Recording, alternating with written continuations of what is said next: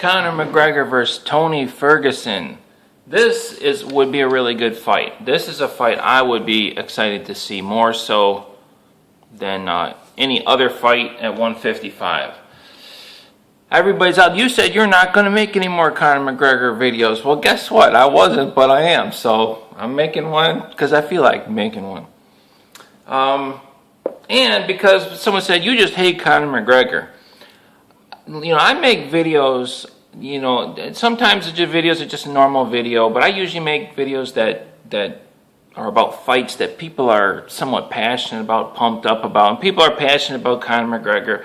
So when you talk about the guy, you know, you're gonna get people. You got people that love him or hate him, and I don't hate Conor McGregor. I actually was a big fan. I'm just not as big of a fan as I was before.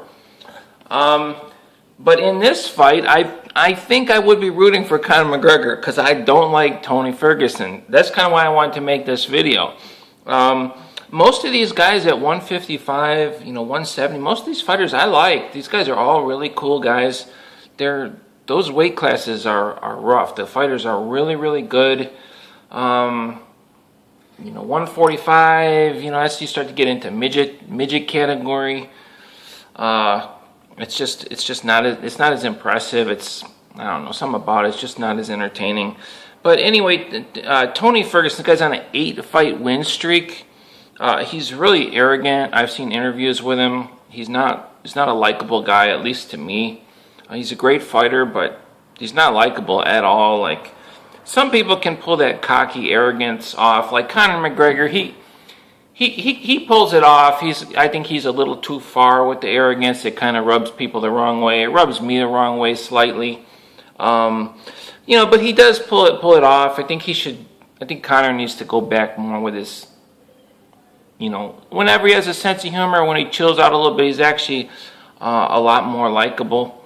And I think he needs to more lean towards that. You know, still be himself and all that, but he needs to lay off the arrogance, especially when you start losing fights and running away from people in the cage.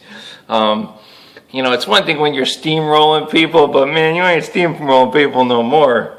These last 2 fights, he didn't steamroll nothing.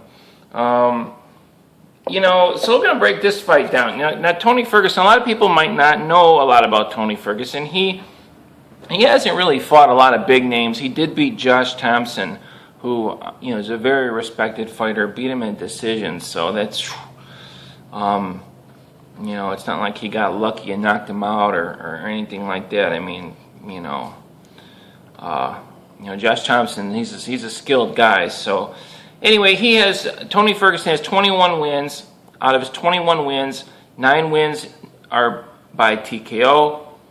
8 of his wins are by submission. So I mean, this guy's got submissions, man. 8 wins out of 21 wins by submission. That's pretty darn good. And 9 by TKO and 4 wins by decision.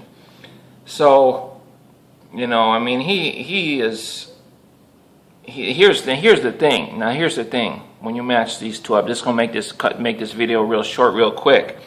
He has 3 losses. He's never lost by TKO. You see what I'm getting at when we're talking about him fighting Conor McGregor? He's never lost by TKO. He's only been submitted 1 time out of how many fights? 24 fights. He's been submitted once, never been TKO'd. He lost 2 fights by decision. You know, if Conor were to fight Tony Ferguson, I think Tony Ferguson would win. I think you'd have to be crazy not to pick Tony Ferguson. I mean, he's a very skilled guy, skilled striker. I don't think he'd have any trouble down if he's smart. I think he would be smart. I think he would just take Conor down and submit him. It's as simple as that. Conor's ground game is not good. I mean, but you got to get him to the ground. You got to get him to the ground, and I guess apparently that's not easy to do. But like, I mean, I'm like pulling my hair out. I'm watching these fights. I'm like, these guys even really trying? It just, you know, he was fighting midgets before, but like even with Nate Diaz, it's like, man, I mean, no, Nate did. He tried to take him down. Nate tried to get him to like Nate got hit, he fell down trying to pull guard on Conor, but Conor didn't fall for that.